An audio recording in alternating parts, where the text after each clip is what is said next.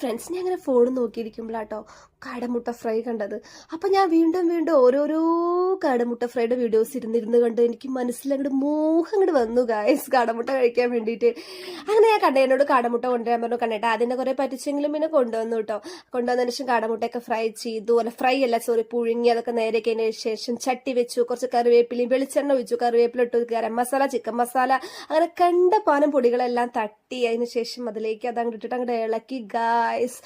എന്നിട്ട് എൻ്റെ സാറേ അത് നല്ല രസമുണ്ടായിരുന്നു കേട്ടോ. കുറച്ച് ഉപ്പ് കുറവുണ്ടായിരുന്നെങ്കിലും അടിപൊളിയായിരുന്നു. ഞാനതിങ്ങനെ ഓരോന്നെടുത്ത് കണ്ട ഈ വീഡിയോ കാണുമ്പോൾ തന്നെ എൻ്റെ വായിൽ വെള്ളം ഊറണു, അത്രയ്ക്ക് കൊതിയായിട്ടോ. വീഡിയോ കണ്ട് കൊതിയായതാട്ടോ എനിക്ക്. അപ്പോൾ അത് അക്കൂനെ കുറച്ച് കൊടുത്തു എരിവിടാത്ത. അതിന് ശേഷം ഞാൻ ട്രൈ ചെയ്ത് നോക്കുക കേട്ടോ, അടിപൊളി. ഇതൊരു കോഴിക്കോട് ബീച്ചിലൊക്കെ കിട്ടുന്ന കാടമുട്ടാന്ന് കേട്ടോ ഞാൻ അതിൽ യൂട്യൂബിൽ കണ്ടത്. അപ്പോൾ അത് കണ്ണേട്ടനും ആദ്യമായിട്ട് ഫസ്റ്റ് ടൈം കഴിക്കുകയാണ്. അല്ല, പുറത്തുനിന്ന് കഴിച്ചിട്ടുണ്ടോ, ഞാൻ ഉണ്ടാക്കിയത് ഫസ്റ്റ് ടൈം കഴിക്കണത്. അങ്ങനെ ഫിനിഷ് ആക്കി ഗായ്സ്. അപ്പോൾ അടുത്തൊരു വീഡിയോ ആയിട്ട് കാണാം. ബൈ.